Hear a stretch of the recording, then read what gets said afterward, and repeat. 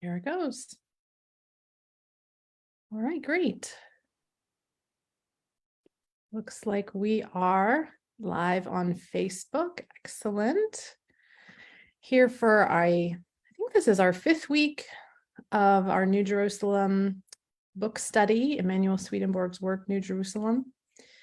And this morning I am joined, this morning I'm joined by, right now, Reverend Shada Sullivan, and hopefully in a little bit, I will be joined by Karen Conger. She has not shown up yet, but said she would be here, so we'll invite her into the conversation when she arrives. And we started last week a series of 3 chapters that are all about love. And last week we began the conversation with a discussion of love in general. And then this week we move on to, I think,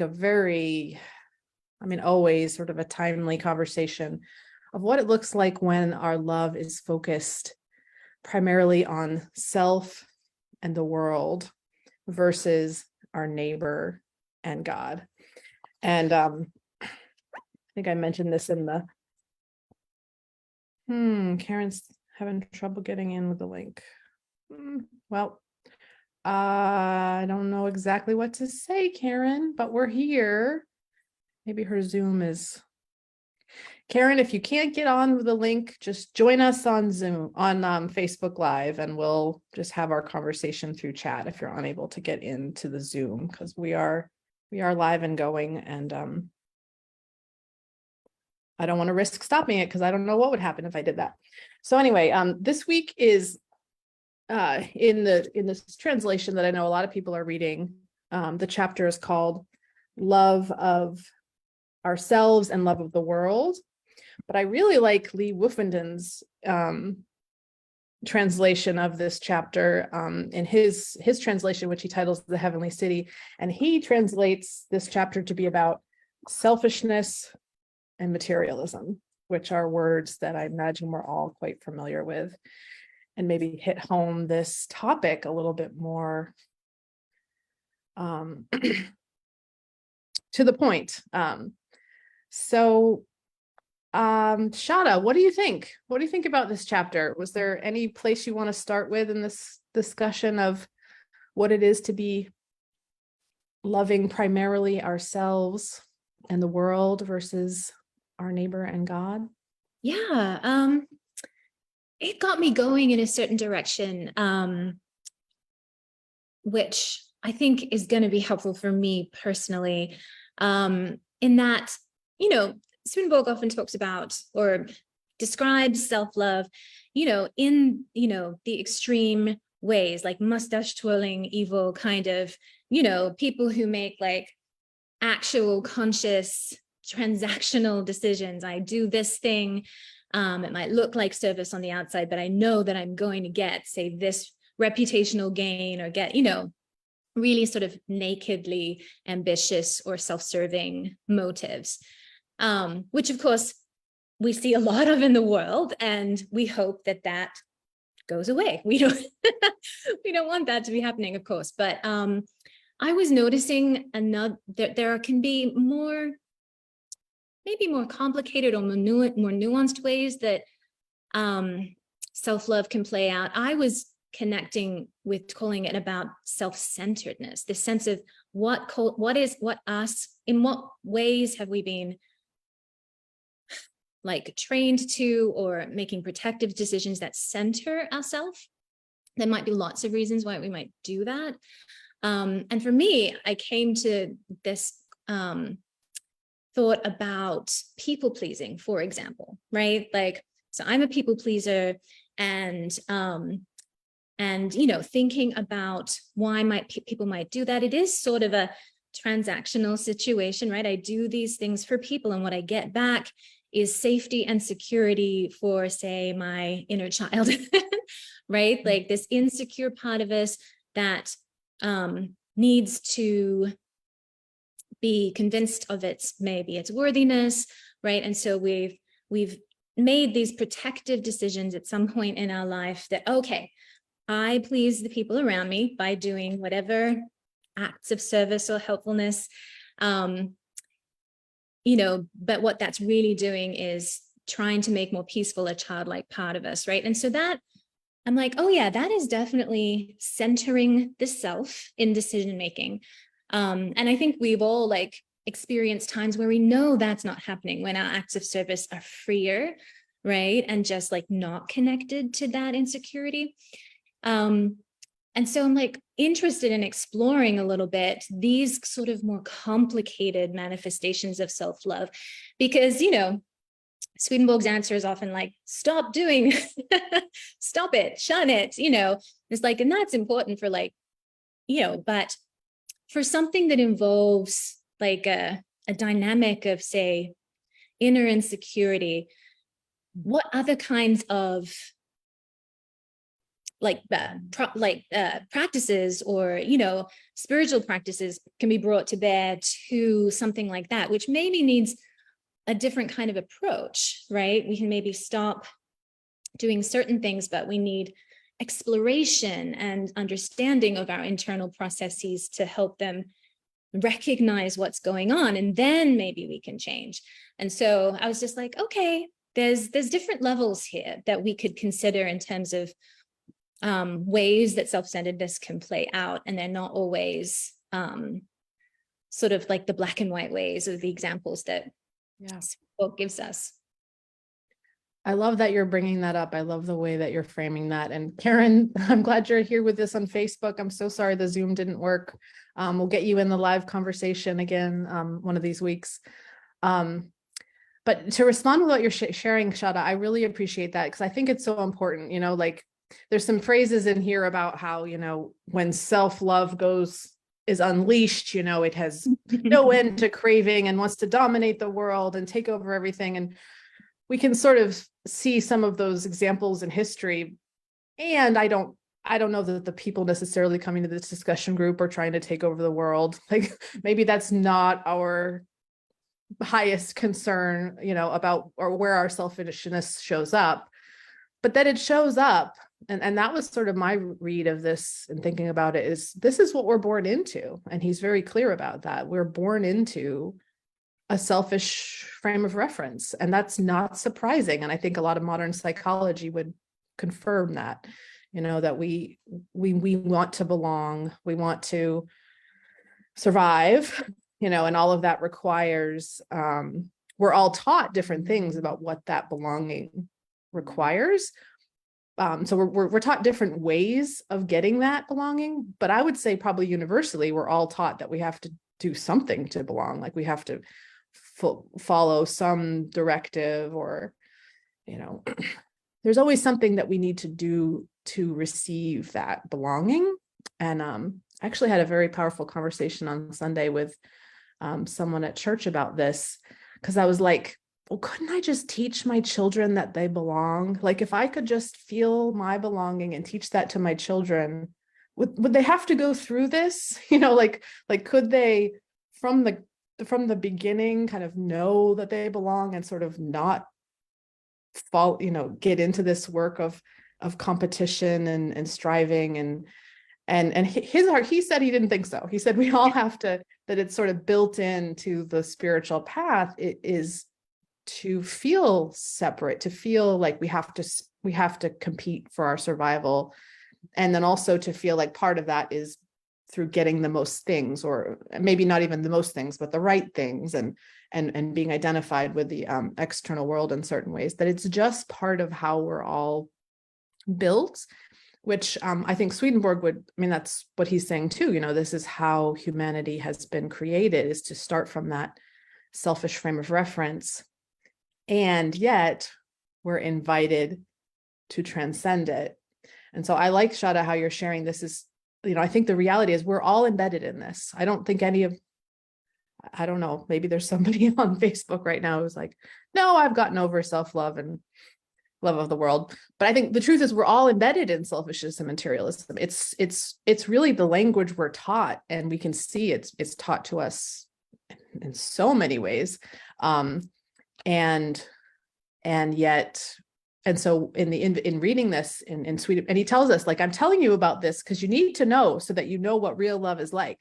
Like, it's helpful to know that this is where we come from, to not feel like, to not add an extra level of condemnation onto that, to say, oh, but to say, oh no, this is the sea we're swimming in. Let's become aware of it so that we can then start to wonder about, well, what is the potential other way of being that God may be calling us into, and that new way of being is going to be a little bit at odds with this other way of being. And that's why I think spiritual growth is so hard.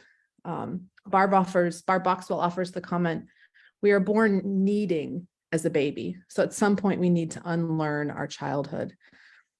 Yeah, there's the sense of we need so many things. And so we are needing and wanting, but at some point as we age, we still need things, but maybe we need to, we also now have things to offer. And that they don't have to actually be connected to each other. Like that it's okay to need and we can offer, and they don't have to have like a codependent relationship between the two things. Right. Or a transactional, you use that word, transactional relationship, right? We can need things and we can offer things, and we can see all of it as happening in God or happening for this higher use. Yeah. Yeah, I love exploring this a bit, because as Swedenborg often talks about heaven being a realm of mutual love, right? That it is alive with service for other people. That is what the nature of heaven is about. And, I often think, well, what does that, like, okay, is it just full of people all trying to do things for each other? Because if there's no need in heaven, how does that work? Right? And I think obviously there has to still be need in heaven of some kind, so that mutual love can be expressed, right? There's still this dance of give and take between peoples, but hopefully by the time we get to heaven, we've learned how it is natural and beautiful, like dance, instead of transactional or other parts that feel not so great. Yeah, I often feel like people's willingness to express their needs are actually like, that's some of the best work for building heaven. That there can be something very natural about having a need, and I think maybe expressing a need is very different from a demand or a want, or I must have this to be okay. But it's just sort of honoring that, for my body for me to be able to give, there's certain things I need so that my body and world are well. And if I have those things, then I can be able to bring more. And I often think about how, if we're all born into selfishness and materialism, and that's how like much of human history has been shaped, that we've also like kind of built a world on that basis. And I think that's the other challenge to transcending it and growing beyond it, is everything around us is shaped to kind of keep people's needs hidden sometimes, energy is not being exchanged freely. Some people are hungry, some people don't have, there's this real almost an external framework that like just doesn't support a natural flow of giving and receiving, at least not as well as I might like. And I think I find that as I seek to live in that realm of mutual, what was the word you used? Mutual love, mutual exchange, the realm of heaven. I feel like as I seek to live in that more and more, it actually then like sometimes calls me to kind of do weird things, like to do things that don't fit into the framework of what's been expected of us. And that part of my growth is to accept that, because that the world's framework doesn't always support the life, the freer life we want to be living. And and I don't even support it, that even in me, like sometimes I feel called to do something that I feel like is really from God and is really generous and is really like the right thing. And then in me, there's this, resistance to, well, are you going to be okay? Are you putting yourself in harm's way? Are you going to be vulnerable? And so it's not just battling. Some of that framework is in us, that selfishness and materialism that I think we have to grapple with as we grow. Robin is with us now. Hey, Robin, and Ralph from California. Good to see you joining our conversation. There was one point I'd like to hear your take on it, Shada. This was in the references to Secrets of Heaven later on. Number 83 in the middle. He suggests, and I kind of agree with Swedenborg on this and think it's maybe gotten even worse over the last 300 years, but he suggests he suggests that the evils we inherit, so this proclivity towards selfishness and materialism, nowadays are more malignant than those of the past. He suggests that it's getting, there's more selfishness and materialism in us today than maybe 1,000 years ago. And I want to share why I potentially agree with this. I think that there's like this buildup of stories that happens over generations around what it takes to survive or what is needed to survive. I mean, I think about like people living a very simple life. Like survival is like, you need food, you need shelter, you need connection to community. And now it feels like you need food, you need shelter, you need status, you need health insurance, you need internet access, you need a job that pays well and that actualizes who you are. I feel like there's a lot more articulations of what we need to be okay in the world right now. And that builds kind of as each generation comes along. And I wonder if there's like a building, and then that's part of how these cycles of growth happen, that my feeling is like it's building to a fever pitch, and this is what's going to finally help us break through and let go of some of this crap to say, okay, yeah, no, all of these materialist concerns that I feel like are so vital for me being okay are almost they don't make sense anymore. So it's time to release them. What do you think, Shada? Do you think it's That's getting really more fascinating. It seems like sort of chicken and egg, sort of, it's like, is it getting worse inside of us, or is it our environment getting worse? Like this terrible feedback loop, which is feeding what? Probably both, right? Like, yeah, I don't know. I wonder, my immediate reaction though is can it really be so that the situation of inherited selfishness is getting worse and worse?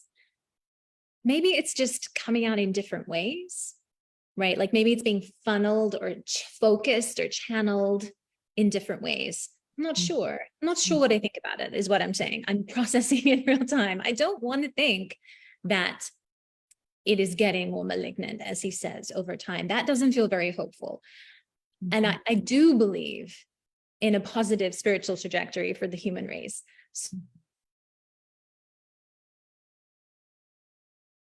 So, I'm resisting a little. Yeah. I love that. I love your honesty. Thank you. Robin has a thought. She says, I think that may be true. I saw a documentary that suggested that since 9/11, they have pushed this idea of consumerism on Americans as a way to live and be happy, a false happiness. But we have been brainwashed as a whole. Yeah, I mean, I think there's just a lot of things in the world now. There's a lot more material to be attached to than there once was. And I think it feels kind of crazy to me. There's all this material, all this stuff, but then there's not enough, but then there's not enough homes for everyone, and there's not enough food for everyone. And it's like, and there's not enough. I mean, I'm a successful human. I make a decent wage, and I can't get a doctor's appointment. Like I have health insurance. Like I find that our medical system is just insane. Like we have all of this technology, and yet the connection between the resources that we have and the actual humans who need the help and the resources feels like it's not well knit together. If you lived in a small community and there was one healer, you probably knew where they were and you could reach them. And maybe they didn't have all the best medical, supplies that we have now, but it was more accessible. And to me, this feels like the real challenge of our time is that we have all of these resources, we have all of these gifts, and yet there's like this missing link between community and people and like living human people and the needs that they have. And I think we're starting to wake up to that. I think people are starting to wake up to the need to connect on this human level and to really reach each other. And all of these systems are so big and sort of have like life of their own that it's hard. It's hard to, and it can feel overwhelming and impossible to knit it together again. Renee is finally here. Hi, Renee. And Ralph is offering a reflection. So true. The insurance companies. My daughter is getting her elbow operation 3 weeks after she broke it. Luckily, no major pain. Oh, I'm glad she's getting her operation. Yeah, there's sort of like, there's middlemen, and I mean, honestly, when I read Swedenborg's articulations of hell and people kind of going over their computers and completely ignoring all the people around them, I can't help but feel like that's happening in our natural world. Like when we're only focused on money, when we're only focused on economic success and shareholders, and there's a lot of people in the world who are just working for that stuff versus really working to improve the lives of other human beings. And maybe there's like improving the lives of the other human beings at some point in the equation, but there's a lot in between that is just could be better. Could be better. I mean, my takeaway of this chapter is this is the sea that we swim in.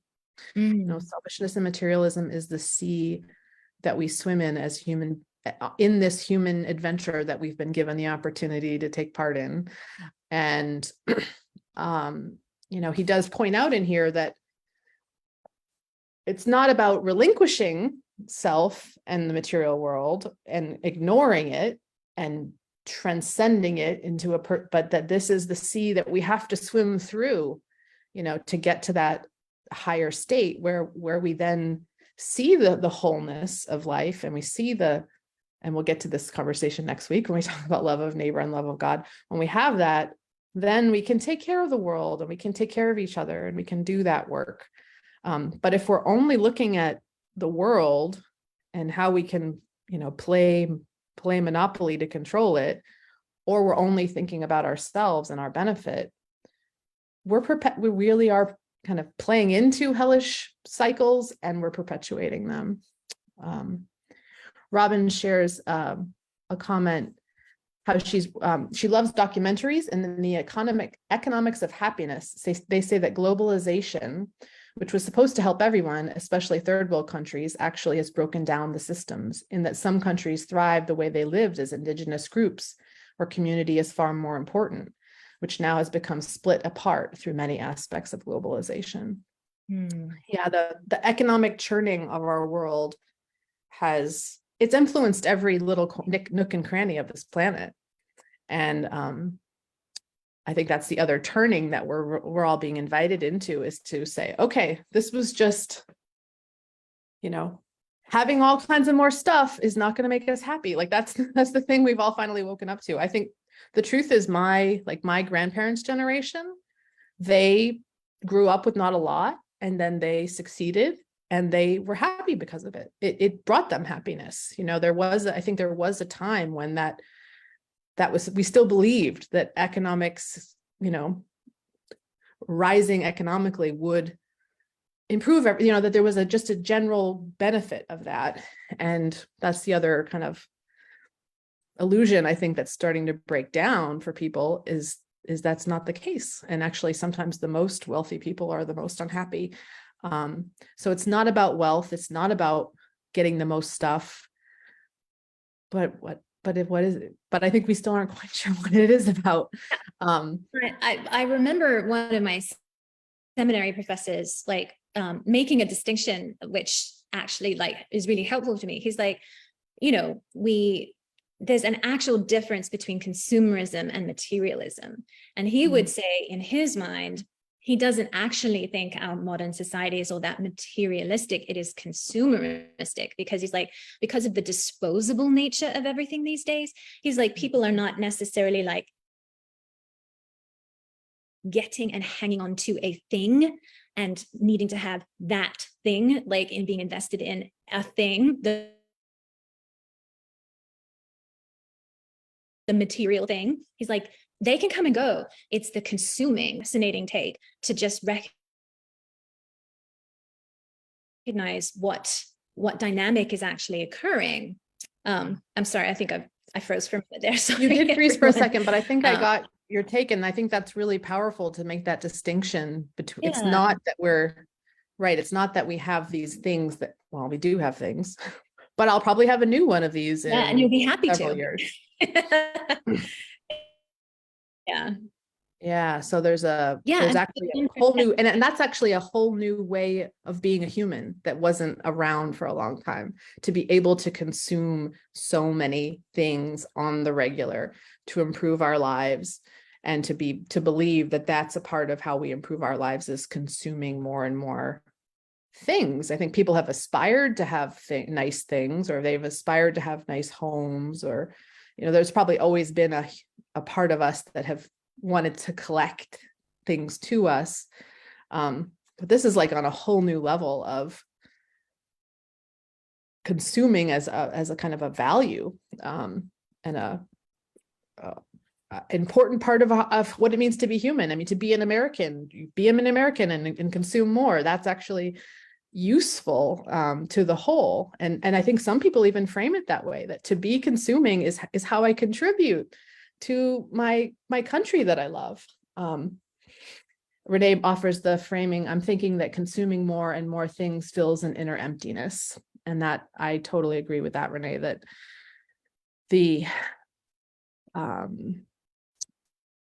lack of connectivity between people, the lack of flow of resources and love and connection is actually sort of built in to the systems that we live in. And then the consumerism helps us to fill a void of connectivity. And I was thinking about that recently, like, I'm going through some things and I could use some support and community. And it's like, well, do I hire a therapist? Do I get a massage? Like, all the things I was thinking of were economic transactions. And it was like, I just want to be with my village. Like, I just want to be with my people. Like, why does everything have to cost money?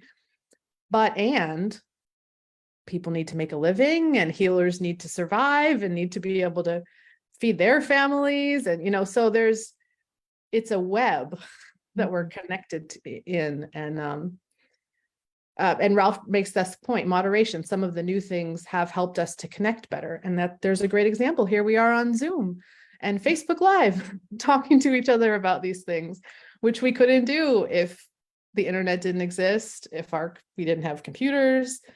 I'm very much a fan of Swedenborg's perspective that everything has a positive and a negative correspondence. And as much as we're saying that everything is getting a little bit worse now, we also could make the argument that everything's getting a little bit better, because all of these resources are available to us, and all of these freedoms and ways of being are now available to us. And certainly, I mean, I don't want to go back to 1950. Like, there are many things that are now true, that we now recognize to be true about our common humanity, the suffering that people have experienced. Like, I think we are growing in our knowledge, and perhaps some of that growing in knowledge and awareness actually sometimes makes us want to escape and consume things because it's scary, and we want to, eat ice cream and watch Netflix so we can take a break from the weight of our growing awareness, I think, of what it means to be human, and the way that we've lived on this planet, and the way we're called to live on this planet into the future. It's a lot. So maybe I wouldn't say we're getting like more evil, but just, I think we're maybe more prone to the growing struggle of mental illness for so many people, depression. I mean, if I just feel like there's just so much noise, and so maybe some of the stories of it's like, and thinking about like the spiritual world, we have noise from the internet, and then we have noise from the spiritual, just like all these people and all the ways that they've lived over millennia, like they're in our minds and they're like, do it this way. No, do it this way. Like, this is going to keep you safe. No, this is going to keep, and that my hope is that is reaching a fever pitch so that we start to finally learn to drop into the quiet stillness behind all that noise that's God, and begin to really trust this higher life that we're called to be in and live in. Renee often offers the reflection, and another angle: we are consuming fake foods, GMOs that affect our minds and mental health. It's really coming at us from all directions. We could list them all day long, and it gets overwhelming to be conscious of all of that. I wonder, Shada, if you have a thought of how to recognize the selfish and materialism that's inherent in who we are, and to keep your perspective that we are on a trajectory towards heaven. How do you hold those two things? You don't have to have an answer for all time, but yeah, no, it's right now. It sometimes seems so futile, all of it, right? So in a church group last week, we were looking at a number in the Arcana, in Secrets of Heaven, that talked about, in our journey, that the Lord is working with us, right, in lockstep on what we're doing. And it's like, you just take care of what's in your external life, and God will take care of the rest if you ask. Because when to go back to what I was originally, brought up right at the beginning about, oh, what do I do about my people pleasing? That feels like a deep, entangled, like, dynamic. I'm like, woo, where do I even start on that? I could maybe start with a few little tweaks on the outside, but honestly, I feel like my life would look pretty similar because I still want to keep doing nice things.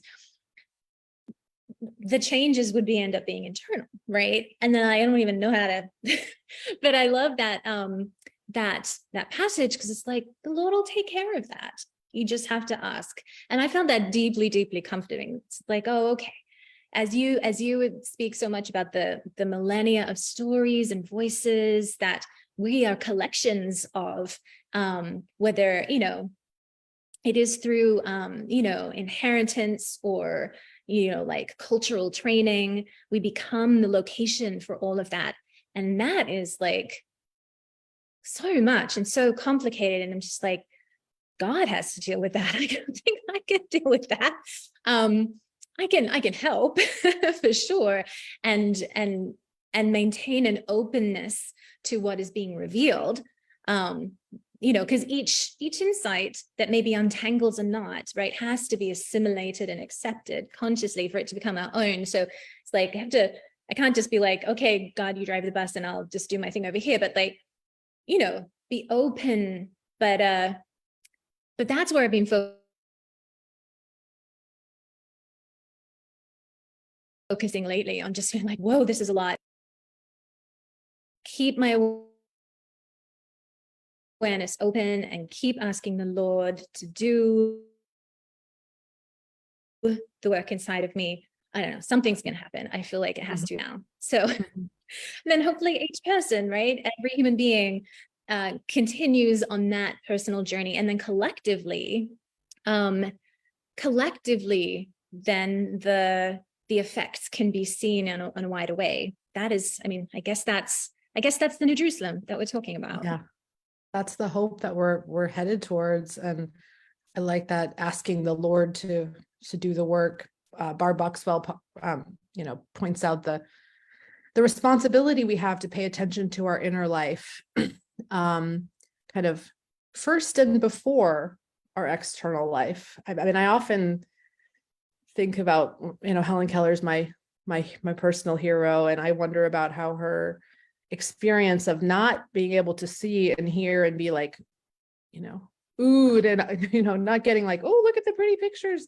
That maybe there was this, that maybe that was part of what made her such an incredible human and made her maybe more able to really be attentive to her inner life. And that all of us are kind of called to that, to put the experience of aliveness that is in us and that we know is in everybody else kind of first. And that's what, that's to me, that's my path through all of this craziness is there's no external authority that's going to tell me for, how I'm supposed to live my life so that I can be holy and so that I can follow God. There's just that's the thing that is the shift that the New Jerusalem is calling us to, is that there's no one tradition. And I was just telling Shada, before this meeting, I was with my Harvard chaplain colleagues, sitting with the war in Israel and Gaza and, all of these leaders of these different religious traditions, sitting with the pain of this moment. And the Hindu chaplain offered a prayer on peace, and the Tibetan chaplain, and it was just so lovely to see that these different traditions that they're all speaking to this same oneness. And I think the reality is that all of us as individuals are being called to overcome our selfishness and materialism, to move towards this oneness, and we're all going to do it really differently. So if we start to if we're looking around and judging others for, well, why are you not recycling, or why are you doing that? That's what's gonna keep creating war and tension in our world. And so we have to find some way to realize we're all swimming in materialism and selfishness, and that's just how it is. And to just be incredibly humble and forgiving and accepting of others, which I believe that's really the model Jesus showed us. Everyone's welcome at the table. And you're not welcome because you're going to then conform and be like me. You're just welcome because you're hungry and let's eat. And that's that way of being that Jesus showed us. I think it's been tricky for us to be that way because we still want to gather in our smaller groups. So we've had a few more comments since I've been yammering. Barb asks, but if we do the inner life, is that self-centeredness? Which I think is a good question to play with. And Renee offers, it depends upon our intention and our focus. I think once we realize that our inner life is ours and yet is intricately connected to everything else, when we pay attention to our inner life, I think we're actually touching something that's intricately woven to the rest of the world. If we focus only on our inner life and we think that the world is just sort of this great plaything that is here for our enjoyment, then I think it starts to become self-centeredness. But if we trust our inner life and feel like this is the place where we touch each other, like that this is something we all share this inner life, then I think it's actually the height of loving God, because it's saying, I love God so much, I'm going to listen for God here. This is what Jesus taught us, that, that God is, the kingdom of heaven is within. This is actually the only place we can really experience it. And when 2 or 3 are gathered and you're in this place and other people, that's when it's the most fun, right? That's why we're doing this, is there's something so powerful when we gather together, honoring the inner life that is me in relationship to the inner life that is you, and believing and trusting that it's actually all one life. I think that's where we're called to get to. I love that notion of a shared inner life. It's so counterintuitive in a certain way, right? Because where is the one place that we feel like most singular and most ourselves, right? Our inner life. There's nobody in there but us. But what if that were a shared experience somehow? I feel like that has also got to be like what heaven is like to a certain extent, right? Because, Swedenborg talks about, love of the Lord and love of the neighbor being what heaven is. And if everybody's participating in that, then yes, there has to be aspects of the way, inner life being shared there that we can't really imagine right now in our own experience here. I think that's beautiful. Yeah, I love it. I think we can touch it. I certainly feel like I touch that experience from time to time when I'm with other people who I know kind of completely accept me, and who I think we stumble into it. I mean, there was an article in the Globe the other day about scientists studying people listening to classical music, and that everybody's breathing syncs up when they're listening to the music. That we can have these collective experiences where we are feeling each other's energy, and we really can,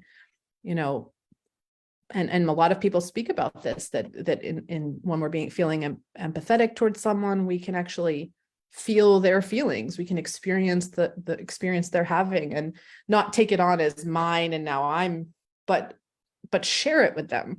And something really holy happens when we are willing to be in that presence with each other.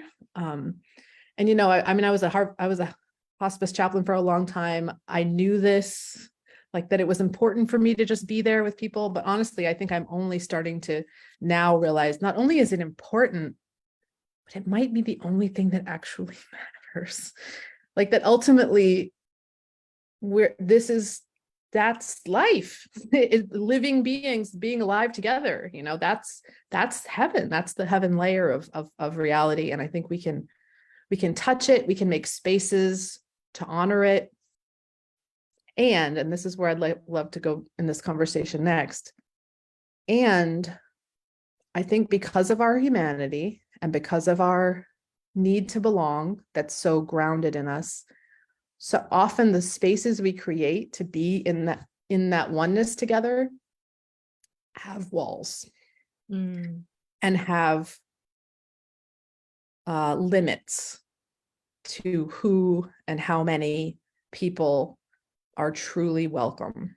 And I'm really, that's one of my other takeaways with this chapter that I'm really holding. And the new church is this invitation, universal connectivity, right? Distinguishable oneness, where we're all different and we're all united, where we know there's this united level where we're all the same. And so we can accept all of our differences because they're just trappings, it's clothes, it's practices, it's languages. It doesn't get in the way of that connectivity. That's the new church vision. Churches here, groups here, and they often are a little bit more delineated, it's not, and maybe it has to be that, this is my $1,000 question. Maybe it has to be this way. And often when I talk about the new church, I think people are like, we can't make that. That's just it's too diffuse, that churches, initiatives, movements, whatever, have to have a focus, and they have to have boundaries around why we're together and what we're doing. But I think this is a question we need to wrestle with as people, because especially in light of the way he talks about selfishness, that if the only ones we love are the ones who think well of us, who boost our sense of who we are, who are our family, who we identify with. And I wonder how that sometimes plays out in a church community, that we join a church and then we identify with that group. And so then we love that group. And is that loving the neighbor, or is that loving the self? That's so interesting, because when you're talking about that, my mind immediately goes to the structure of heaven. How Swedenborg tells us about there are societies in heaven, and they're affinity based, right? They're based on the things that the people there love, right? And they love the same things and they group together. But what he doesn't say is that they identify as members of that community necessarily, or he doesn't seem to imply that, right? it seems perhaps that it's a more natural thing, right? People who care about something group together because of that shared concern. And that, I think, is different from what you're saying about how we then loop that back and start to use the identity of that grouping in a self-referential, self-boosting way. I'd never thought about it in those terms exactly before. I wonder if that implies that heavenly societies are free-flowing and more malleable than perhaps, Swedenborg indicates, right? That is it possible for loves to shift and grow and change a little bit over time, and thus heavenly societies shift and grow. I think maybe he does, indicate that might be a possibility. And that becomes, if we're not strongly identified, or we're not using our grouping to bolster our own sense of self-worth, and then therefore acting in ways that gatekeep, then that free flow is actually possible, and it embodies infinite possibility instead of I must stay here so I will be safe and good and worthy, yeah. Oh, I love how you put that free flowing, and it makes me think of the other image he uses for this heavenly community of how the body works. And that each community is like an organ or a part of the body that gathers together to serve a particular use. But I don't quite know my anatomy. But I'm guessing, cells are born and they die. Like maybe there are cells that move around and try out different body parts at different times. And certainly when we think about the body, we get, they're all the body, the cell in the liver and the cell in the skin are all me. They're all the one, the totality. And that's the knowing of heaven that makes it all good. And we celebrate the different ways that people are functioning to serve others. I mean, I think in my meeting this morning with the Harvard chaplains, I had that feeling like, here's a bunch of different groups, different religions, professionals and communities, and they're all providing a different use, and I think at its best, that's what the religions of the world do, and the movements of the world, and is that they provide these different uses and different ways of being. So it's not, I think, a liver is a liver. Like we need a unifying identity to be of use. I think, but I love how you talked about how, but do we identify with it? Or, maybe we need a unified love, maybe there's something about identity that we can start to be a little more flexible with. If as we go on the path. Renee has a comment I'll read. She says, I remember George Dole saying that in time and space, we must first build an individual sense of self or identity before we can truly give it away. Psychologically and spiritually, we build a separate sense of self, which the earthly church assists in a big way, and then also encourages charity and giving away. Yeah. And I think in that frame, especially at this time in our human evolution, that Ralph already brought up, churches are dwindling in many ways or closing. I think that a live question for us all to hold is the uses of our different organizing, and how is it time, what time is it? What's it time for? Is it time for the building up of identity, or is it time for letting go and to let kind of look a little bit more fluidity and flexibility? I love how you brought that up, Shada. What is it? Typically, my understanding of especially church and organized religion, not so fluid, not too fluid. We've got big buildings. We've got, we have a lot of things that are kind of solid. So maybe that's one of the questions, is how to hold that solidity with fluidity. And Karen is bringing up in number 81, ES says, love for ourselves and love for the world, where they are dominant, make hell. Right. So thinking about the problem comes in when that's the dominating feeling. So if we can hold that space for God, for love of something a little bit bigger, and he actually gives materialism kind of a pass. He's like, love for the self. That's what, but love for materialism isn't so bad. I forget how he puts it, but it doesn't trap us in quite the same way as love for the self, which makes sense to me, because I think the way he's framing it, the real thing about love for the self is kind of believing that we're alone, believing that only protecting me, that's the only thing that's going to make my life okay. And that's a pretty lonely position. That's a very isolated sense of what life's about. And really, I think probably closes us off to the higher joys of life, which in my experience always come from being with other people, or being in nature, or being swept away by a symphony. Like, I think the highest joys of life come when we forget about ourselves, when we're not thinking about how do I look? Like, that's like the worst feeling. No matter how beautiful you make yourself, if you're still holding on to this sense of, am I okay? That's hell. That's what makes hell, for sure. Yeah. That's such an interesting, because my immediate thought is, like, by our very creation, right? We are thrust into relationship. Like, there's no actually being alone. And so, of course, when we, that's a delusion that we can adopt, and then it can drive our behaviors.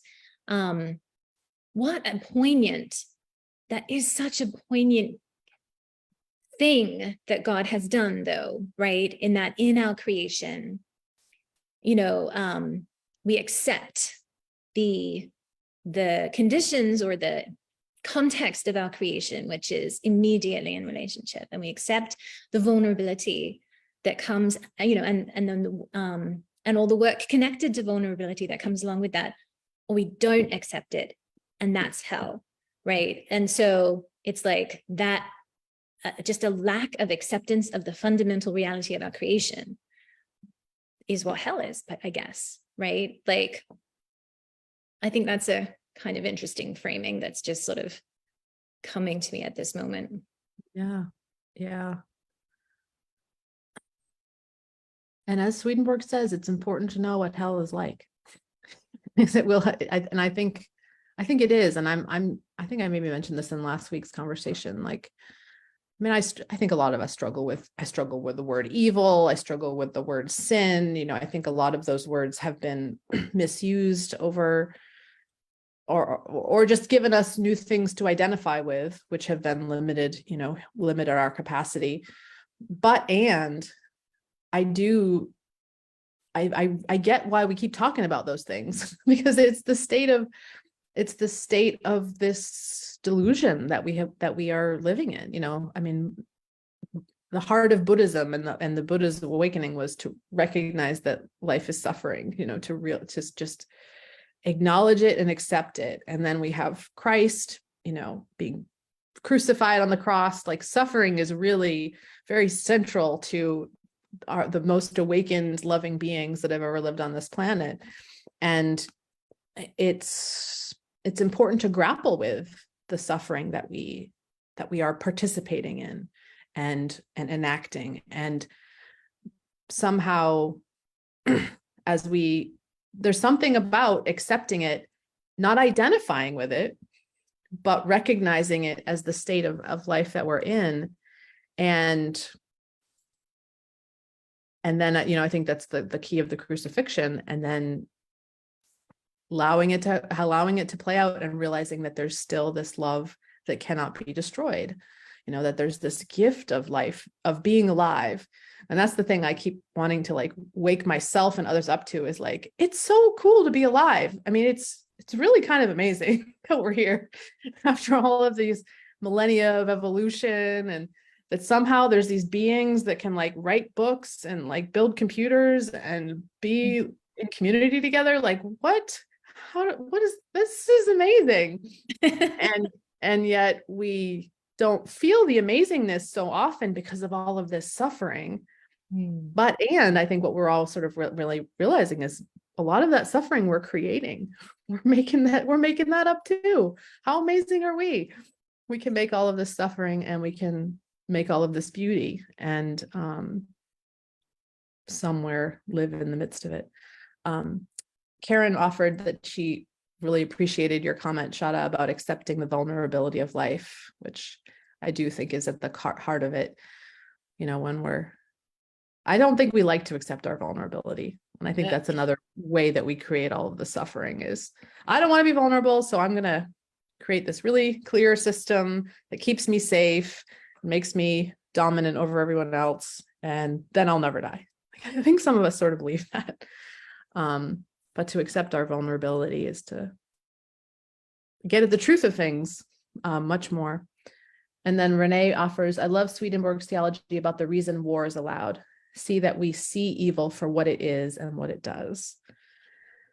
Yeah. We are free, aren't we? Yeah, that's a tough one. It's a tough one. Brought up with 5 minutes to go. With 5 minutes to go. Yeah, let's take on war, Shada. We can do this. Human freedom. And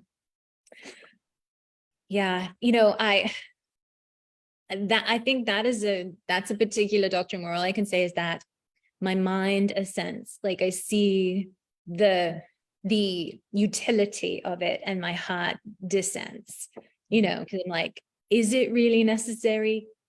Cannot there be another way?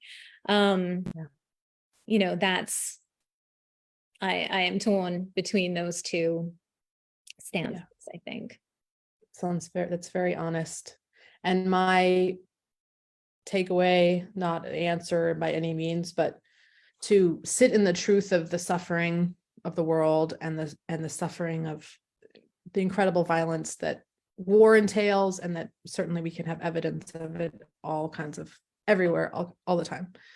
To me, it is just more encouragement for this work of vetting out the war within myself and doing the work. You know, I don't think we should all sit around and nasal gaze. I know we have to get out there, we have to do things, and the work we bring in the world will be so much more effective if it's coming from kind of our highest aims, if it's not coming from more reactivity. You know, again, this meeting I was in this morning with other Harvard chaplains, there's a war happening in Israel, and then there's been a war happening in Harvard campus. And it's not physical violence, but it's fear, it's intimidation, it's reactivity, it's demonizing one another. Right here in Harvard, the smartest people on the planet, you know, are getting involved in that. And that those two things are not disconnected, you know, that we can bring more peace to the world in our own willingness to face the war that we wage upon ourselves in self-hatred, but also upon our family. I mean, the people around us. Like, I think part of this chapter for me is we're all swimming in this sea. It plays out in our heart. It plays out in our relationships. It plays out in our community. And we can all do something about it, you know, that we can all have an impact on creation. If we're all joined on this inner level, then my heart's healing affects other people. And even if all I do is become a little bit kinder to my kids, it will have ripple effects out from me. And we just have to keep doing it. And it might get messier and messier, as Renee points out, you know, like some of the constraints, and Swedenborg points that, you know, some of the constraints have been lifted as more and more fluidity of being. And so we're showing ourselves, and we're showing maybe sometimes our worst parts of ourselves. And insofar as we're willing to wade into that and love each other with our differences. And I think to me, that's the path, is to be honest with I'm selfish and I'm materialistic sometimes, and this is how I'm dealing with it and struggling with it. What about you? You know, and maybe eventually we make our way in some direction towards love. But yeah. Anyway, I feel like I'm yammering a lot. This was an emotional day for me to have that meeting right before coming to all of you. And I know there's actually a lot of groups who are calling for today as a day of prayer. So others may be going to sit in prayer spaces today to pray for Israel and all the people who are grieving and mourning and right in the midst of this incredible conflict. And so we pray for them. We keep working to make war an unnecessary thing. And maybe it starts with us and then also how we operate and live in the context of the communities that we're a part of, making room for unity and diversity at the same time. Do you have a last word for us, Shada? No, I think that was beautiful. Beautiful way to end it. All right. Well, thanks for being with us today, Shada. Karen, I apologize for the Zoom link problem. We'll get it better next time. But thanks to everyone for joining us for this conversation today. We'll be back again next week. I have Reverend Dave Brown on tap for next week, and then also Reverend Susanna Curry will be joining us. And I hope this study has been useful for all involved. Blessings and prayers for peace within and without. Thanks, Shada. Bye, everyone.